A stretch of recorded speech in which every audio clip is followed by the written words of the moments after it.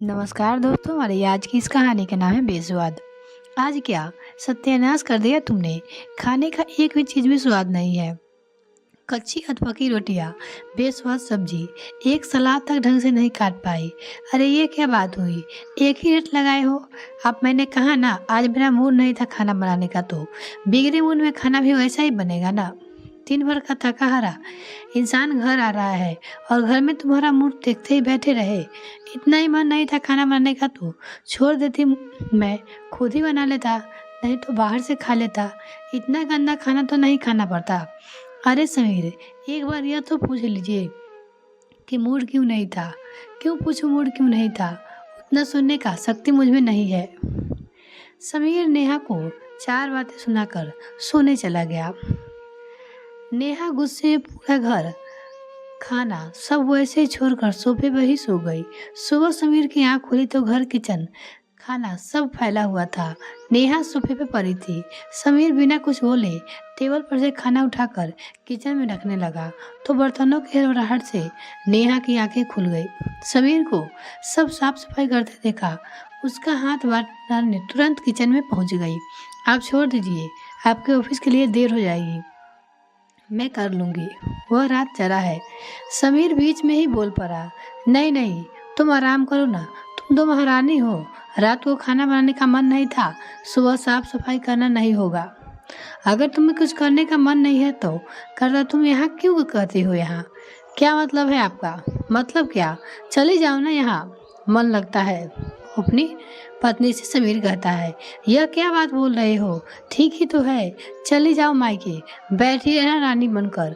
कम से कम मैं तसल्ली तो कर लूंगा कि जैसे पहले अकेले था वैसा अभी हूँ। नेहा किचन से निकलकर अपने कमरे में चली गई। जब उसे पति ने सुनाया था, समीर ने कभी इतना गुस्सा नहीं किया था। 1 साल हो गए थे शादी को, पर अभी तक ऐसी लड़ाई नहीं हुई थी। समीर उसे वापस जाने को कह दे, उसका यह उलाहना नेहा बर्दाश्त नहीं कर पाई। नेहा ने गुस्से में अपना बैग उतारा, उसमें कपड़े डालकर 10 मिनट के अंदर ही दरवाजा खोलकर निकल गई। फट से दरवाजा बंद करते बोली, जा रही हूँ, जहाँ मन लगता है, ठीक है ना, आराम से रहियो। समीर ने भी पलटकर कोई जवाब नहीं दिया। माइका पास में ही रहने का ऐसा फायदा अक्सर ये लड़कियां उठा लेती है। 2 दिन हो गए नेहा और समीर की आपस में बातचीत नहीं हुई थी।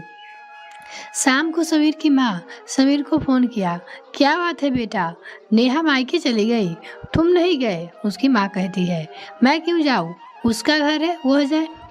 यह क्या बात हुई, झगड़ा हुआ क्या, उसकी माँ पूछती है। समीर से रहा नहीं गया।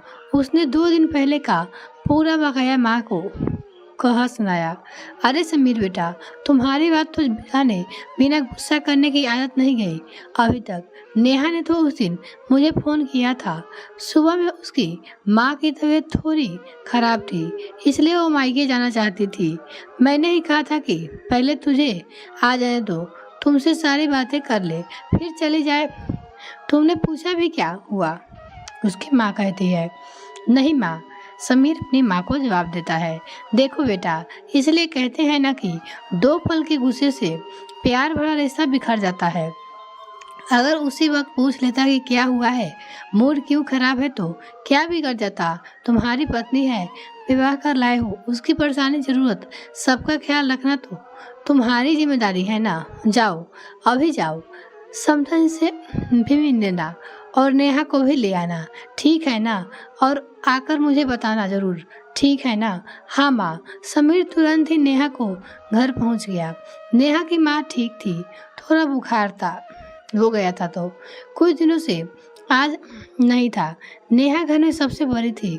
दोनों छोटे भाई बहनें और पापा की जिम्मेदारी हमेशा से निभाती आई थी, इसलिए माँ को भी बीमार सुनकर परेशान हो गई थी।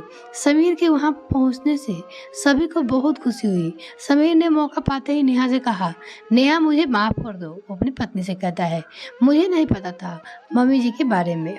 समीर नेहा से माफ़ी मांगता है, आप सुनिएगा तब ना। अच्छा पक्का सुनूंगी, चलो आज चलोगी ना सुनाने, या फिर अभी और माँ की सेवा करने का इरादा है। समीर कहता है। नेहा ने शर्माते हुए तुरंत कहा, ना, माँ की सेवा हो गई है, मुझे भी माफ़ कर दो। गुस्से में निकल आई। कोई बात नहीं, गलती मेरी ही थी। माँ से बात ना हुई तो शायद मुझे अपनी गलती का एहसास भी नहीं होता। चलो नेहा, अपने घर चले। ये कहानी आपको कैसी लगी कमेंट सेक्शन में लिखना ना भूलें। वीडियो को देखने के लिए बहुत बहुत धन्यवाद। अगर आपने अभी तक चैनल को सब्सक्राइब नहीं किया तो प्लीज़ सब्सक्राइब कीजिए, साथ ही बेल आइकन प्रेस करें ताकि मेरे और वीडियो का नोटिफिकेशन सबसे पहले आपको मिल सके।